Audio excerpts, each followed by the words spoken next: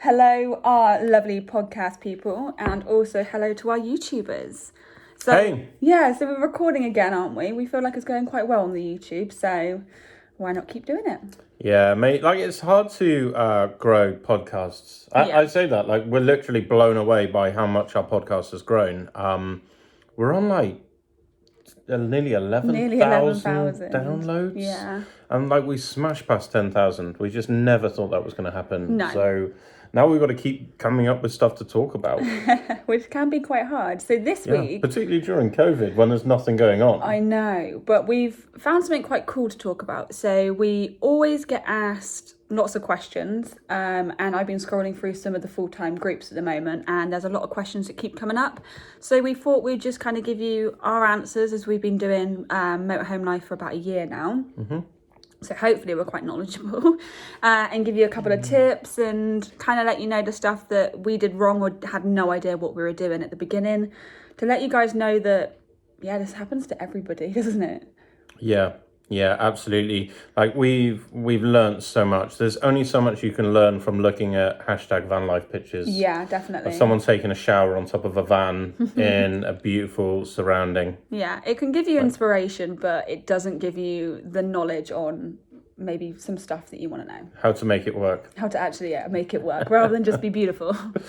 I mean, we took that video of you on that stand-up paddleboard. Yeah, that's true. That was the most #vanlife picture that we've actually done. Made me really want a paddleboard. I know.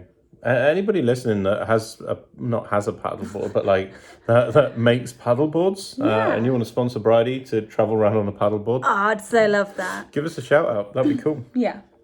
Do you want to go straight into it? Questions? Let's give it a go. So, like I said, it's literally just random ones that I've picked up that I feel like we can answer because we've either had that problem or we just know the answer to it. Yeah. Plus, we've got to fill half an hour, so we may as well just go for it. Exactly.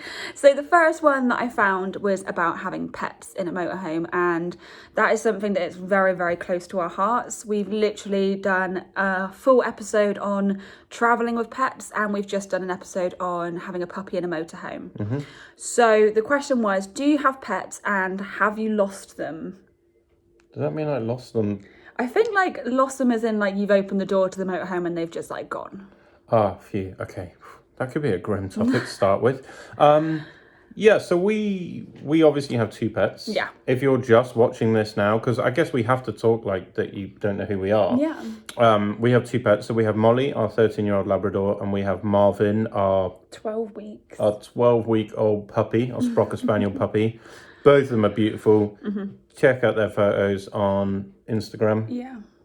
They're great. We did buy a GPS tracker for Molly, didn't we? Yes. So Molly, we tend to lose more on walks than we do on site. On site, she's normally always tied up, so we don't tend to have that problem. But she is the kind of dog that you will let her off lead and she will run through a hedge into another field and you will have no idea where she's gone. Yeah, she can be a stubborn old girl. Yeah. That's for sure. So we did buy her a GPS tracker, and it's waterproof and everything else. We got it on Amazon for 20 quid. Yeah. We never actually put it on her because it was quite big. Yeah. I'd say it was quite big. So if anyone wants to buy a GPS tracker for a dog, give us an email. Yeah, shamtersandcampers@outlook.com. Yes, that's right. By the way, I'm only joking, honestly. I don't even know where it is. No, me neither. But no, we haven't lost the pets, to be honest with you.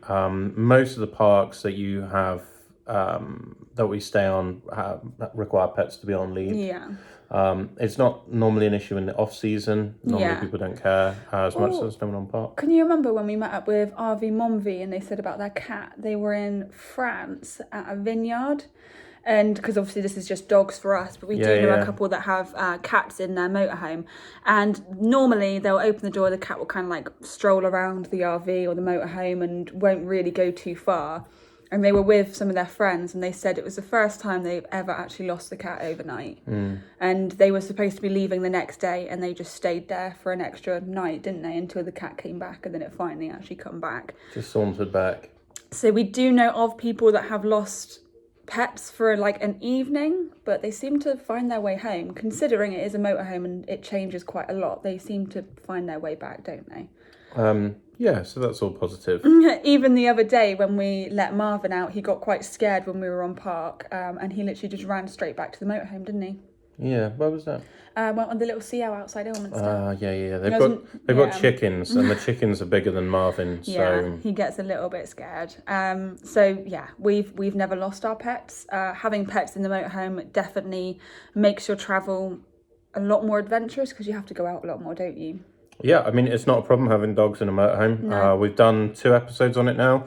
We did an episode where we talked about Molly and her adapting to travelling, and we've done an episode last week on Marvin as well. So have a listen to those. Yeah, so that's question number 1. Best diesel heaters was one that was asked. That's been asked quite a lot. We've had a diesel heater, and now we're on a gas heater, aren't we? Which do you prefer? I don't really know the difference. I've never I can't tell the difference between either of them. They both worked really quite well. Yeah. I'd say the only bonus with having the gas heater rather than the diesel heater, the diesel heater, if you go under a quarter of a tank, it stops working. I was going to say that. Yeah. So we did have it a couple of times where you get to park and then you've got to go and put fuel in because otherwise your heating's not going to work, and particularly in the winter, it's not very good. Yeah, so it's quite handy having the gas because you always keep checking on it and making the gas is actually full, obviously, because you need it for all the cooking and the hot water and everything like that. So it's a bit easier to keep on track of, whereas diesel you kind of forget about a little bit more. Was it noisy? It was quite noisy, but I think even with the gas one, if you put the fans on high, it is noisy, whereas the diesel heater, you couldn't put it on eco or high, it was just one setting, wasn't it? Yeah, just to clarify, like, when we say diesel heater, just because honestly, like, I had no ideas. It's not like the engine starts or a generator or anything like that. It is a little heater that works off of the diesel. And I think it is pretty silent, or intended to be silent. But I do recall that it was a little bit noisier than the gas boiler that we've got now. No, I think I prefer gas. Yeah. To be honest. Yeah. Fair. I'd say so. But I wonder if the question was aimed at like van life rather than a motorhome. Maybe. I think the diesel is supposed to be more economical. Yeah. But personally, now that we've got Gaslow, I prefer the gas because I can track it separately, so I don't have to worry about it. Yeah, definitely. Okay, yeah, I like that. That's a good one.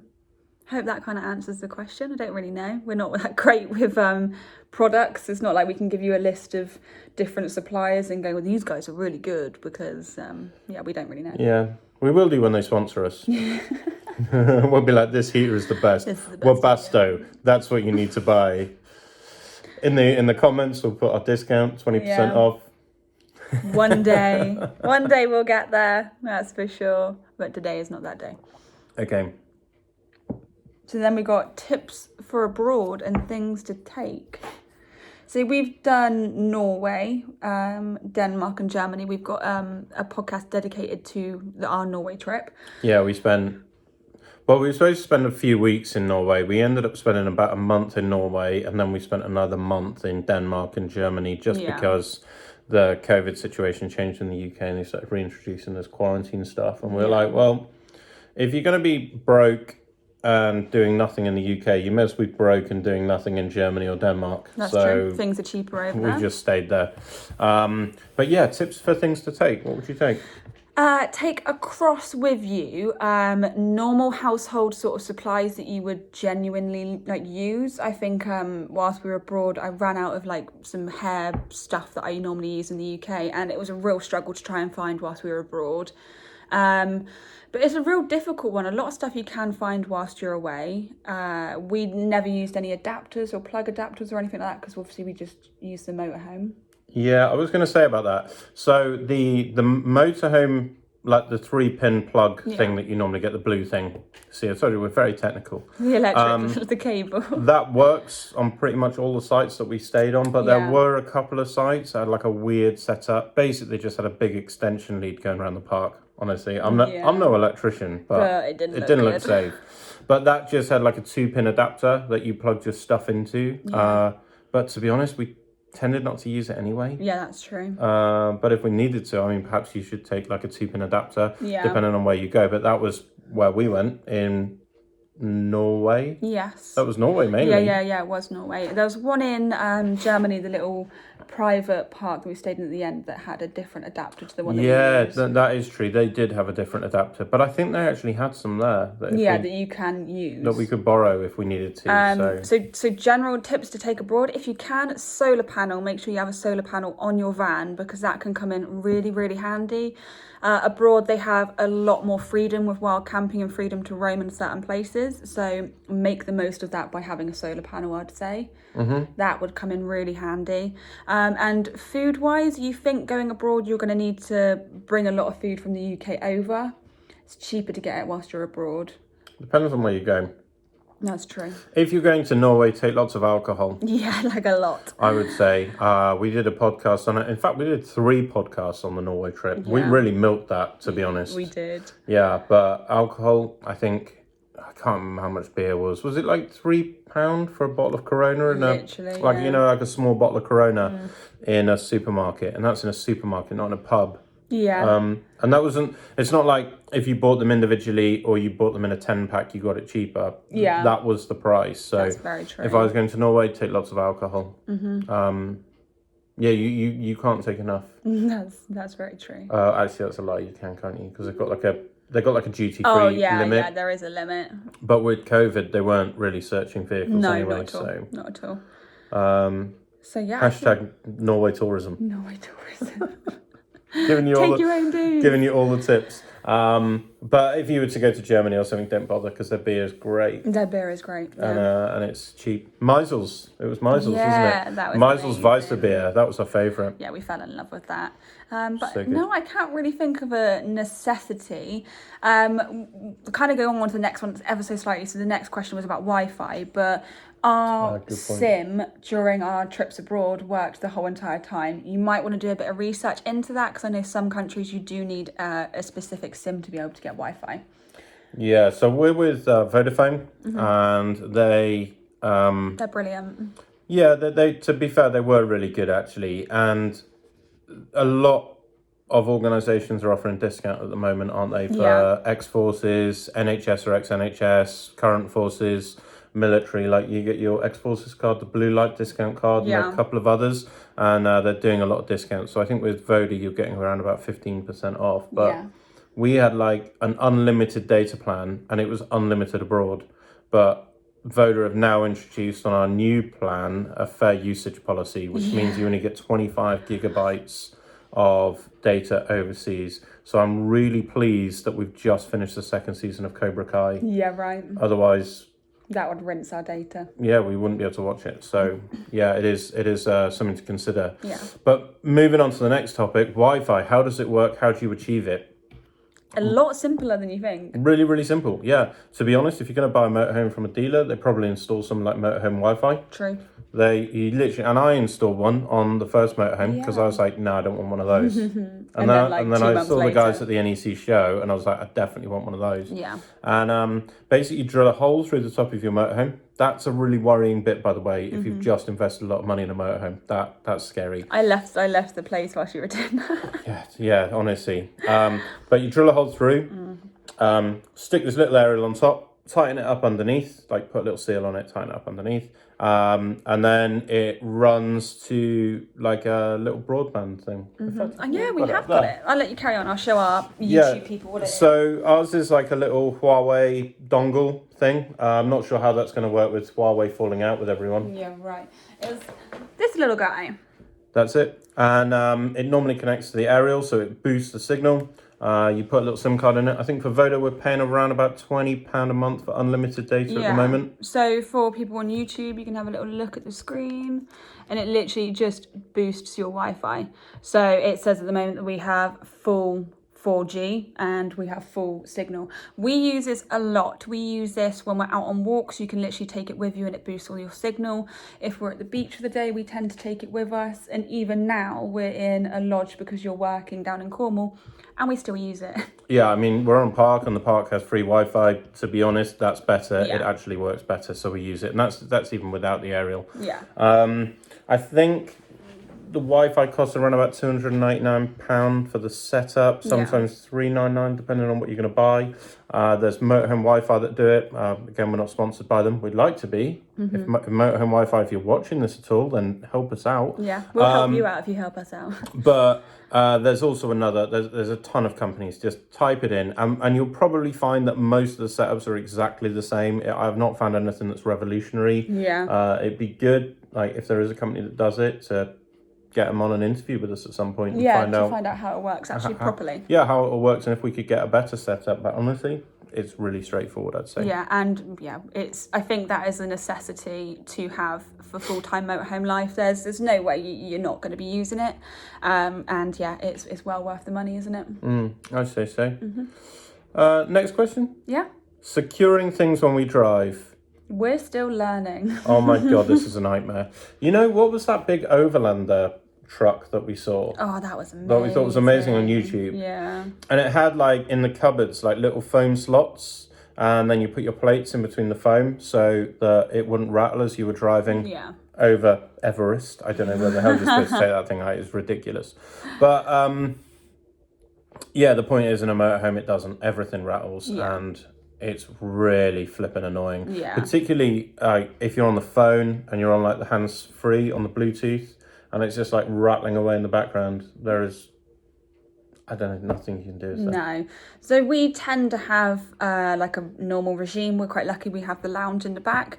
So before we drive, anything that's loose, which tends to be like a lot of kind of notepads, pads and papers and books and stuff, we'll just put them between all the cushions, and they don't tend to move that much. The cupboards, we have like certain layouts that you have to put stuff like the saucepan lids where they go, so when you open the cupboard they shouldn't fall out. You have that. I have that, you don't, and when it doesn't happen they fall out. Just chuck it all in there. Which is a right pain. Yeah, it's just trying to find what works for you. There's lots of ways around it, but you're gonna drive around the corner and forget you've put something on the side, and it will come crashing down. We bought some of that stuff from Wilko's. Yeah. You know, it's like the little rubber matting. You get a roll of it. You can buy it on Amazon or on Wilko's. We do use that for some of the cupboards, not for all of them, because it can be a pain. Yeah. And it's like, I don't know if you've ever seen it. It's the thing that you use to put a little square of it on your dashboard, and you put your mobile phone on there, and it stops it from moving. Yeah, it's like a non-slip, isn't it? Yeah, mate, it does work well. Like, we have a little bit of it over the cooker, so we'll put the lid down on the cooker and then put, like, the kettle on it and stuff like that, stuff that you wouldn't necessarily put away 100%. somewhere. And that has never come off whilst we've been driving. No, never. Which is, that's really good. So yeah, it's just whatever works for you, whether it is, I always tip, just don't have that much stuff and it won't go flying around. That's always a bonus, isn't it? Yeah, get less stuff. Get less stuff. We were going to put that as a tip at the end. We're like, we always say that, so maybe we shouldn't. And then I end up saying it. Yeah. Okay, go on to the next one. Oh, is it me? Yeah. My turn? Yeah. Okay. CCTV, what security do we have? We have no CCTV. Maybe we shouldn't say this. As well. I didn't know you could get CCTV in a motorhome. Neither. But why hasn't someone created that? Because that's a really good idea. Like, 100%. Surely nowadays, with cameras being so small... Yeah, like that little ring one on we press the doorbell. Yeah, like the Ring doorbell. Why hasn't someone made that yet, where you just get like a little camera above the door on all angles, and then if like it's on a motion sensor and it connects to your mobile phone if you're out? That is so clever. Right, why are we even sharing this? Why don't we just create this? If you coin this, champersandcampers@outlook.com, just give us some royalties or something. It'd be awesome. Yeah, we'll be happy with that. But no, our motorhome came with an alarm system. Well, we were offered the opportunity to put a tracker on it. Any motorhome that you're going to buy that's above £50,000, put a tracker on it. Put a tracker on it. It is going to cost you money, like, because I think the tracker itself is like 299 quid, something like that. Yeah. But you have to pay a subscription to Vodafone, but it's not with Vodafone. And it costs like £10 a month, something like that. Yeah, I think it is. It's not cheap. It's not cheap. But without it, you're going to struggle to get insurance. Yeah. That's all I'd say. And it's nice to have a peace of mind. So originally we bought like a little tracker from Amazon. Yeah. We lost it. We've actually lost it in the van. How ironic is that? We literally can't find it. There is a tracker in the van somewhere that we can't find. No, and it ran, at the beginning it ran out of battery all the time, and then you just get like this horrific alarm sound on your phone, don't you? Yeah. And you can't find the blooming thing to charge it back up. that can be a bit of a pain. So yeah, 100%. We would always suggest when they say about getting a tracker fitted when you first get the motorhome, get the tracker fitted. Get the tracker fitted, and if you haven't and you need to get one retrofitted, TVS Vehicle Solutions. Yes. In Ilminster. Yeah, where we're from. Hey, and the guy was awesome. Yeah, he was really awesome. nice. He was fast. He got it done. Mm-hmm. Yeah, TVS Vehicle Solutions. I don't mind. 100%. I don't mind giving them a shout out. Yeah. To be fair, that guy was great. That's very true. And they do alarms and trackers. They do the Scorpion tracker, don't they? That's it, and that's what we've got. Yeah. But we do know Next Stop Everywhere who have like major security stuff, don't they? They have like that giant lock on the door.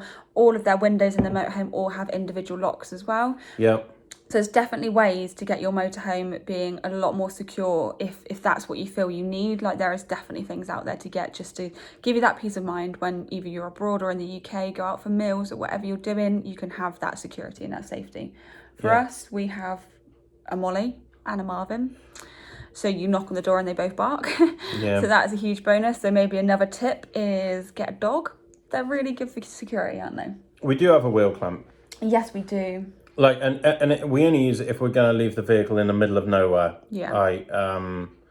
And if it causes me any concern, we'll put a wheel clamp on it. But all of this stuff is just a deterrent, really. Yeah. You know, if someone really wants your van, they're probably going to get your van. Let's be blunt about it. That's true. But, you know, we're insured and we'll just do everything that we can do to try and prevent it from happening. But it's 100%. Otherwise, you live your life in fear, don't you? Yeah. You never enjoy it. So what can you do? Exactly. Do you know what as well? If someone's listening to this, we should tag some vehicle systems in it, like security systems. Mm-hmm. And maybe we should get someone on the podcast at some point to talk through it. That'd be really cool. Who else is good? Is it Van Bits? Van Bits do the Growler system. I think they're based in Somerset as well. And again, it's supposed to be a really good system. So maybe we should look to get them on, because the insurance company always say, they're like, oh, is it a Thatcham class 1 or 2 or a Thatcham 2 to 1? Like literally no ideas. No. So maybe we should do that. That'd be awesome. So if anybody's listening to this right now and you want to know a little bit more, give us a comment, send us an email. No, if you know a little bit more. Yeah. Not if you want to know, like if you actually know, like say you fit alarm systems or something, and you want to be on the podcast for 10 minutes, give us a shout. You don't have to be on video either. No. It's up to you. Cool. Breaking down abroad.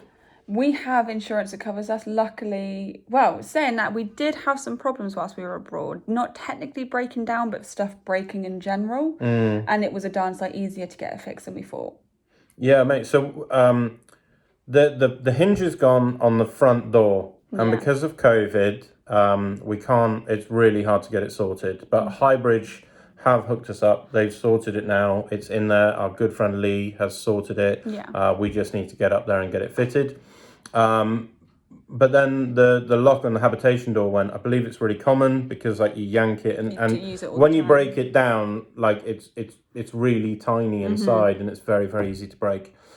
We were in Denmark at the time and that left us with no doors. Yeah, it was quite a frightening moment. We weren't sure what to do or how we were going to get it sorted, and then literally just round the corner seemed to be a motorhome dealership, wasn't there? Yeah, and they literally had a giant motorhome repair place, like within walking distance, and they gave us a new door lock, and I fitted it within about 5 minutes. So I think our breaking down abroad was really, really easy. We've spoken... Quite an anticlimax, really. Yeah, well, we've spoken to quite a lot of people. I think was it Kat from Wandering Bird? She was driving one day and lost all of her brakes and the handbrake and everything. And she said actually the recovery getting there was quite easy. Just make sure you've got the right insurance and make sure it covers you for breaking down abroad. Yeah, and it has to cover the right vehicle. So like the AA, anecdotally, I don't know it, but they said to us on the side of the road that the AA can only lift something up to 3.5 tons. Yeah. So if you've got a larger motorhome like ours and it goes over 3.5 tons,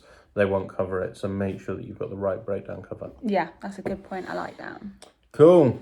God, mate, we've got to rattle through these. There's a lot of questions. I got work to get on with. Right. Refilling LPG, are Calor bottles better? Mm-hmm. I've heard about people trying to refill actual gas cylinders. Yeah. That sounds crazy to me. But we got a Gaslow system. And it's amazing. Yeah, so in this motorhome we have 2 LPG cylinders, or space for 2. We have one 6 kilo Calor. Yeah, yes, we do, yeah. Cool. Which is like our backup. And then we got an 11 kilo Gaslow. Yeah. Mate, just do it. Just get Honestly, the but I've Gaslow. seen on the forums people saying, "Oh no, but they're harder to fill up in the UK." Well, yeah, they are. There's not as many places doing LPG, but I can guarantee you that you will be within an hour of one. Yeah. Do you know what I mean? 100%. And it's got a little gauge on the top, so you can monitor it every so often. Yeah. But it's 11 kilos, so it holds twice as much, and it costs like £10 to fill it up. 100%. It's nowhere near as much money as we thought it would be. And when we got it, we got all the adapters, so it was brilliant. It worked really, really well abroad as well. If you're thinking about going across to Europe or anywhere around the world, get the LPG, the Gaslow system. Yeah, it's worth it. Well, there are other refillable systems. If you're a company that fits them and you want to be on a, I'm just joking. But the problem is if you don't have like a refillable system with the adapters, and you go across to Germany doesn't have Calor. They have a different type of cylinder with different fittings. So you're going to have to buy a new cylinder, get an adapter or whatever. And then that's completely different to Denmark and Norway that use those little composite Aga type ones. Exactly. You'd end up just with like a boot full of old cylinders that you can't get rid of. Yeah. So, but a bonus, if you don't have a Gaslow and you do just get Calor bottles, when we just had the Calor, we always used to get it from Go Outdoors. Get a Go Outdoors card, and like you said, then you've got blue light card for X services and NHS work. You can get discount from your Go Outdoors card as well as your blue light card, so you end up saving a lot of money. Yeah, like we used to get a 6 kilo Calor for £19 a cylinder, which is normally I think they're about 25 quid. I was going to say 25. So we were saving a fortune. Yeah, so it's well worth. So yeah, go with Go Outdoors. They're really, really good. There's so many branches across the UK as well. Get a card and you'll get a major discount on that. Moving on to the next one. Do you want to read it out? Yeah, so the idea of the next one is for address, for post and insurance. If you're full-time in your motorhome like us and you have sold your house, what do you do? Where do you go? Where does the post go? Well, to our families. Yeah. Yeah. Yeah, basically address of mum. Thanks, mum. Thanks, yeah. Usually just sends us pictures of the post once it comes through, which is a huge bonus, so we know exactly what's happening. But there are postal services that you can sign up for that accept your post, and then they send you photos themselves. If you have a friend or a family member that's willing to do it, probably go with that. It can save you quite a lot of money, and you just know that it's quite secure, don't you? And I think the other thing that I'd say on this is, like, when you get a motorhome, you look to simplify your life. So we run a business, but we get so much less post than we used to. Like, I might get 1 or 2 photos of my mum a week of post, like, compared to what we used to get. Because we don't have all of these issues. We don't have all of the tax and the loans and the credit cards and the bank accounts and the council tax bills. The random subscriptions. TV license and I don't know. Like, we don't have any of that stuff. So the amount of posts that we get now is actually minimal. So it's not like a chore for somebody to take it on. That's true. But there are services that you can pay for, but it's hard. Like, Yeah. it's not an easy thing to deal with, but it is easy for us because of friends and family. Definitely. 3-way fridge, gas or leisure? For wild camping. Leisure battery. I get it. Yeah. So I think I saw this. Obviously, with the 3-way fridge is what we have. When you're driving, it works off the battery of the motorhome. When you stopped, it depends. We don't have one that runs off of our leisure battery. It runs off of gas or electric when we're hooked up. So when we're wild camping, it runs off of the gas, and when we're on park and the electric cable is all hooked up and we're in, it will automatically turn across to the electric. So yeah, wild camping, our fridge does use gas, but it uses a very minuscule amount. It's never really something we've worried that much about. No, it's surprising. And actually, one of our friends runs a caravan repair place, doesn't he? Yes, yeah. Down in South Fork in South Petherton? No. Yeah, South Petherton. South Petherton. Yeah. So in South Fork, lovely little park in South Petherton. Just by Martock, isn't it? And he does repairs of caravans and motorhomes. And he said to me that the injector on the fridge is very, very small, so it uses very, very little gas to keep it cold. But we No, because that was in the tips, wasn't it? That's in the tips at the end. We'll do that at the end. Yeah, the freeway fridge is brilliant. We've never had a problem with it. I see ones on the groups quite a lot where you have to like turn the dial to put it on what section you want it to go on, whereas ours is automatic, so it just does it for itself, which is quite cool. Yeah, we never touch it. No. Never touch it. I mean, it runs off the batteries we're driving. You said all that, right? Yeah. Mate, you're all over this. How do you wash a moho? Oh, yeah. We've done it one of two ways, haven't we? Yeah, we either take it to a hand car wash. We normally take it to the car wash. We normally try to walk to the car wash first and ask them how much they would charge and then drive it in, and like the look on their faces, because they're like... I was not expecting that. It was massive. But yeah, we've actually had it washed twice at a car wash, and we did it once ourselves during lockdown on a sunny day. Yeah, so doing it yourselves is a bit of a pain. We're not the kind of people that like to keep our motorhome immaculate. We have met people that are literally like squeaky clean. And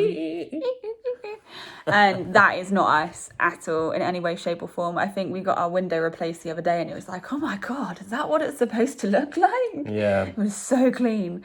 But no, we do tend to go to the car wash with it. They do a pretty good job, and normally we'll tip them by giving them some beer or something, won't we? Yeah, they normally charge like 15 quid. I think it's about 15 quid, yeah. About £15. Which, to be fair, considering how long it takes yourself to do, sometimes it's just easier just to go and get it done there.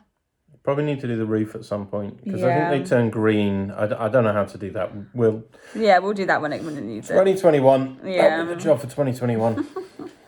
So another question that we get asked quite a lot, and I saw quite a lot being asked on the forums, is can you park at services? Yes, you can. A lot of them charge, some of them don't. Make sure you read the fine print and make sure it's okay to stay in the services in a motorhome, because sometimes they can really catch you out on whether you're in one bay or two bays. Sometimes they don't like you parking in the lorry section. You have your own section. Services can be confusing. If I was going to give you a tip, get Park for Night. There's always a spot just round the corner that you can use that is a lot safer and more secure in our opinion, and it's free. Yeah, services tend to charge around about £32. Now, it's more than a park. I don't know about you, but I don't want to spend £32 to stay in a stinking lorry park. No. No offence or anything, but the toilets are really far away in lorry parks and they don't have any facilities on board. That's true. Just saying. So I'm not going to pay 32 quid to stay. We've never paid to stay in a motorway services. That said, we have stayed in services just on A roads. Yeah. And it was a time when literally we were driving from Cornwall back and I was exhausted. Yeah. And we just stopped and I said, I'm going to have to sleep for the night. And there was no issues whatsoever. No. But motorway services, we tend to avoid them. Yeah, just like we said before, make sure you read the fine print and make sure you're not going to get caught out anywhere, because they do like to do that with motorhomes, don't they? Yeah. Okay. What storage do you use? Oh, that's an interesting one. Who asked that? I don't know. I can't remember what her name was. Oh, do they mean like storage as in to store all our stuff? I think it's a bit of both. So I think the kind of question was, do you use a storage unit? And if you don't, how do you store your things? If you've listened to any of our previous podcasts, we are kind of more on the side of sell the stuff than we are get the storage unit. We're minimalish. Yeah, minimalish. Do you like that? I like that. That Thanks. was really good. Oh, we're not full minimalists. No. We still buy stuff. Yeah. But we're not, we just don't have that much room to keep it. No. And a storage container, I think it was actually, we did a podcast called Minimalist. Yeah. We should do one called Minimalish. Yeah, minimalish. But a storage container was coming out like 120 quid a month. It's like, that's, I don't know. That's a lot of drinking money. £1,000 and a bit, right? To store what? Yeah. To store the sofa that you really like and then you finally stop travelling and get the house, and your house is a completely different shape, so you want something new. And yeah, we were firm believers in get rid of the stuff, because you're never going to even know what's in the unit. Like, you just forget. You don't know what's in your attic, let alone what's in a unit when you go travelling for a couple months. You're not going to remember it. Everybody that we've spoken to has said, like, we've got a storage unit. Yeah. We've had it for 3 years. It's cost us £5,000 so far. Yeah. We want to get rid of the stuff, but we don't even know what's in there. Yeah. I get back and you've got, like, boxes that are soggy, lift them up and all this crap falls out. Yeah. No, I mean, like, our loft was full. Like, it was literally full. And I think I'd moved house about 5 or 6 times over the years. Just taking it all with and me. I still had boxes that were sealed up from the first house move that I'd never opened. And I don't know, just what a crazy way to live your life. Yeah. You're spending all your money on crap to store in a loft, and we just gave most of it away. Yeah. So storage boxes that we use, we've just started getting into storage boxes. We've never really used them before. Getting into storage, but that's a weird thing to say. Yeah, but we have. Like, a lot of the stuff in our garage at the back, none of it's really in boxes. They're all in, like, old laundry bags that we've had and that sort of stuff. We've never tended to buy, like, loads of containers to then stack stuff in. We've recently got some containers to get the dog food in, because now we have 2 dogs. We have 2 15-kilo bags worth of food that normally sits in our shower, which is just not very practical. So we've now got boxes to use instead. Literally just got them from Asda. But I think there's a general rule, like, don't buy boxes to store crap that you don't need. No. Just get rid of the crap, and then you don't need the storage boxes. Exactly. I like that. That's good. Yeah, thanks. Moving on to the next one, I think you got this. So it's about driving licence. I think someone was saying, I think it was like 1978, and he wasn't sure what legal licence he would actually be allowed to drive with. And you know quite a lot about this. Do I? Yeah. It says on the back. Yeah. Yeah. No, I mean, I think if you got your licence before 1997, you can drive up to a 7.5-ton truck. That's a pretty bloody big motorhome, to be honest. Yeah. If you got your licence after 1997, or you got it before and then got disqualified for drink driving or something, I don't know. I don't know who's listening. Who knows? It happened a lot. And then you had to reapply for your licence after 1997. Then you can only drive up to 3.5 tons. So you can drive a small motorhome. But we've talked about this a lot, and the small motorhomes are amazing, but they're getting bigger and bigger and bigger, right? And they've got less and less payload. Yeah. So we had the chassis, and I think when we weighed it with nothing in it, it's like, it gives you like 300-400 kilos of payload. Literally. Right? Well, I'm 100 kilos on a good day. And that weight includes driver, by the way. So there's 100 kilos of your weight gone. Yeah. Add you and the 2 dogs, there's probably another 100 kilos, isn't there? Yeah. Molly's a big girl, to be fair. Chuck in some water and a bit diesel. of fuel, and that was it. You were at 3.6 tons. You were way over before you'd even started. And so I'd always offer a word of caution on, I don't know, getting as big a motorhome you can under 3.5 tons. Yeah, sometimes it's worth just pushing it over a little bit more or get it uprated. Yeah. But yeah, going to driving licence, go back to what you said then, look at the back. There's always courses that you can do that then can put you over so you can drive the higher ton vehicle. Yeah, so that's what I had to do. If you haven't listened to our podcast or our story, we had the chassis on. Yeah. The chassis broke. And then we had to reject the vehicle. We went back. We'd learnt the lesson. Yeah. We went back and we picked the Rapido, which is like 3.65 tons. So it gives us a little bit more, that extra 150 kilos. Goes a long way. Yeah. And that meant I had to go, because I got my license after 97, that meant I had to go back and do the 7.5 ton license. Yeah. But to be fair, it was stressful because of the way that we did it, but it wasn't difficult. Like, if you're driving a motorhome, you can do the test.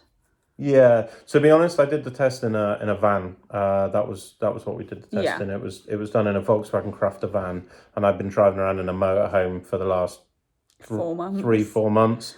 So the Crafter van was easy in comparison. But it's definitely a consideration. I think we discussed this in great detail in the choosing a motorhome episode. Yes. So go back and listen to that and see what you think.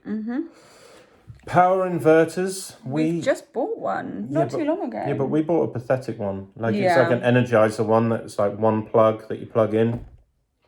Good thing is most stuff is USB now. A lot of stuff is USB, yeah. So yeah, we're not hugely into like the technological side of the motorhome. We don't know a massive amount about it. So if you sell power in the house, I'll stop. Stop it. But yeah, so we've got a normal one that charges up the laptops if we need to. We don't really use it for that because we've got the little laptop charger anyway that goes into the USB, not the USB, the little cigarette lighter thing.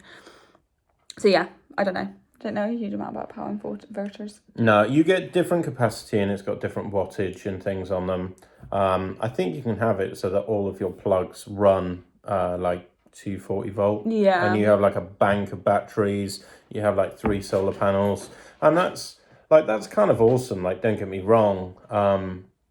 And maybe we'll consider it in the future, but for us, we kind of wanted to be out in nature and enjoying life. I think not necessarily surrounded by technology. Yeah, that's very true. Stop banging your hands. Oh, am I? Sorry. Yeah, it keeps coming up on the sound. Oh yeah. There you go. You're gonna have to edit that out now. Yeah, of course I will. So yeah, power inverters we're not hugely knowledgeable on.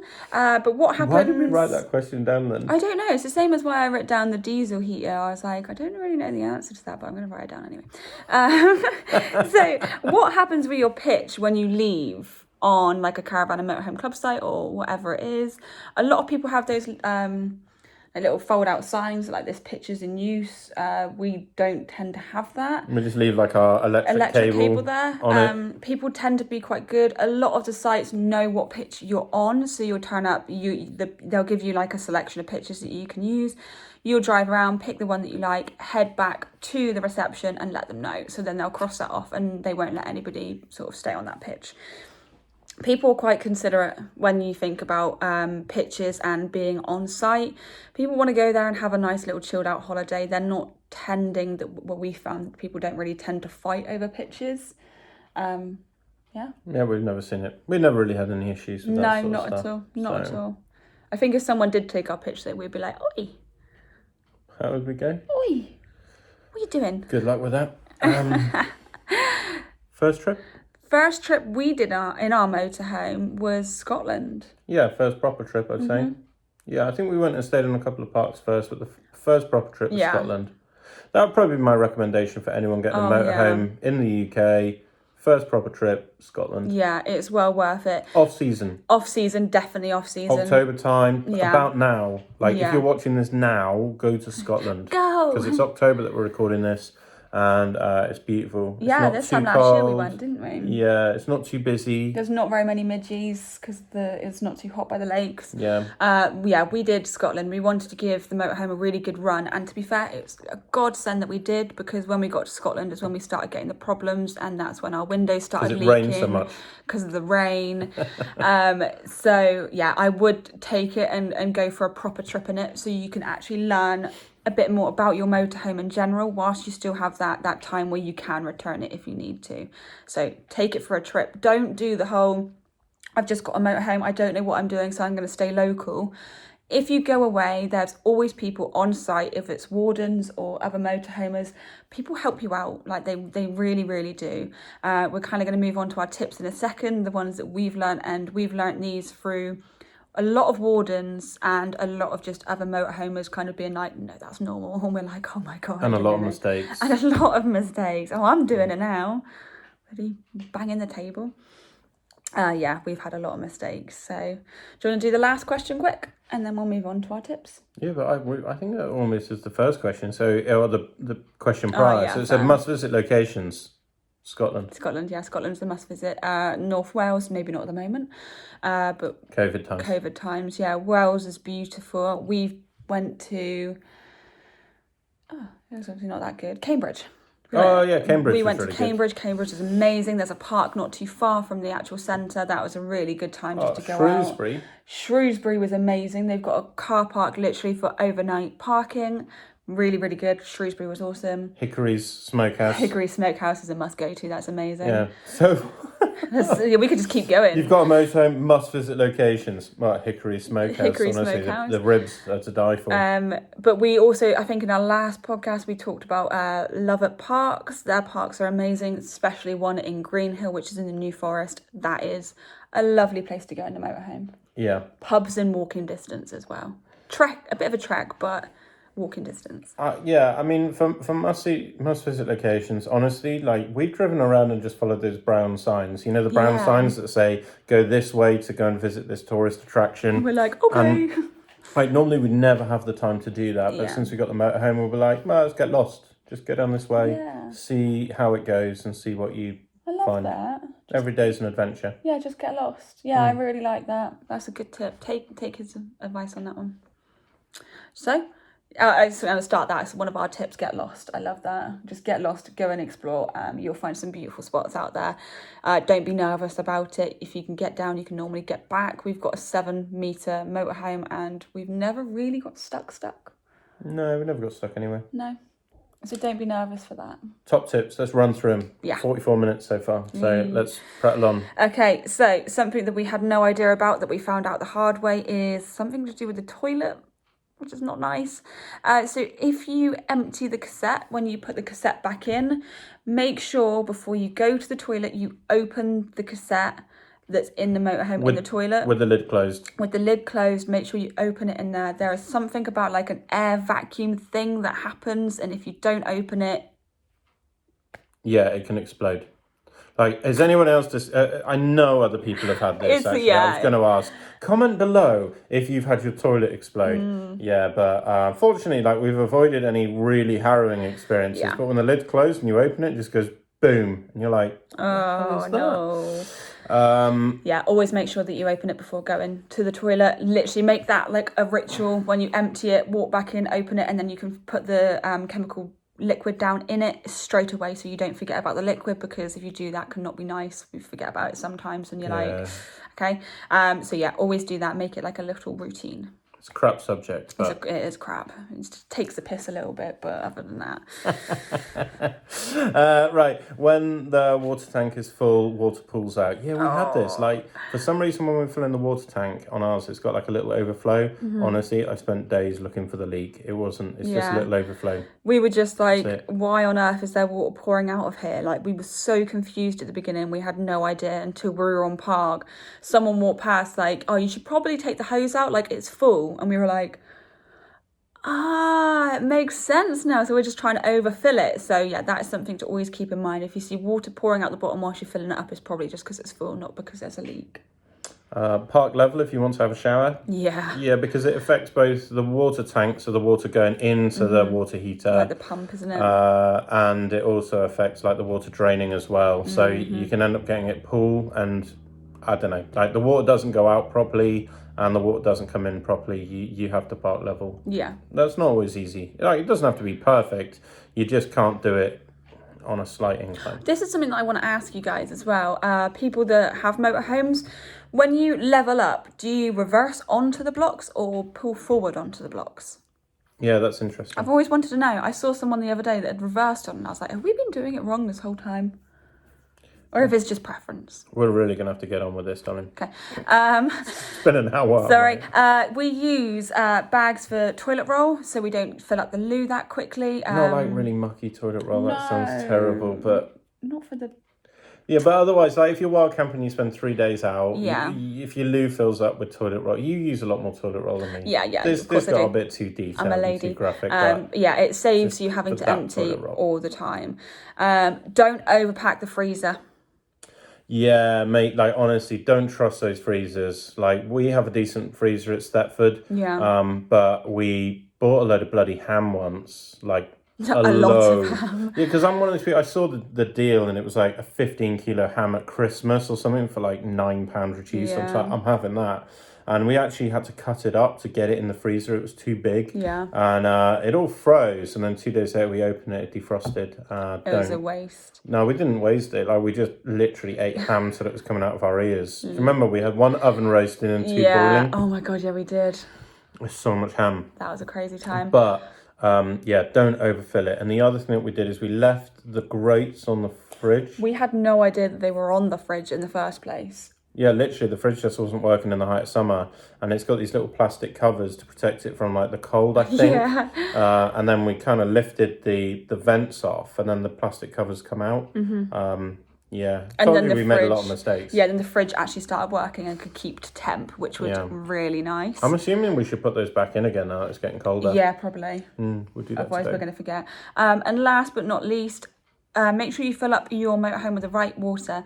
We've done it before where we've accidentally filled it up with wastewater rather than drinking water, and then we had to empty the whole tank and refill it up.